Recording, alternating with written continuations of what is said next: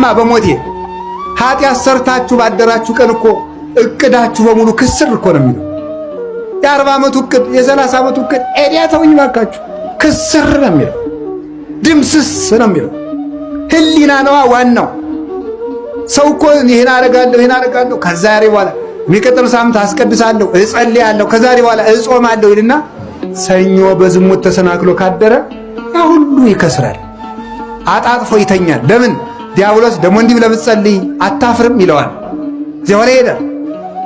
አጋንንት ስርዓት አላቸው። መጀመሪያ ጸሎት የማቋረጥ ሰይጣን አለ። ጸሎት የማቋረጥ ሰይጣን ለዝሙት ሰይጣን ያስረክባል። የዝሙት ሰይጣን ለተስፋ መቁረጥ ሰይጣን ያስረክባል። እንዲህ ያለ ነው ሰው የሚጠፋው ማለት ነው። መጀመሪያ ጸሎቱን ያስቋርጠዋል። ኃያልን ሰው ካሰሩ በኋላ ሀብቱን መዝረፍ እንደማይቸግረው የጸሎት እጅግሩን ካሰረ ጸጋውን መግፈፍ አይቸግረው። ከዚያ በኋላ በዝሙት ይጥለዋል። ከጣለው በኋላ ተስፋ ያስቆርጠዋል። እንዲህ ብለህ ብትመለስ እግዚአብሔር የሚምርህ አይምሰል ይለዋል። ተሸንፎ ከዚያ በኋላ በሰንሰለት እንደሚጎተት ውሻ እጅግሩን ለዲያብሎስ አስረክቦ የኃጢአት ባሪያ ሆኖ ይኖራል። ከዚያ ቀና የምንለው ተስፋችንን በመቀጠል ነው።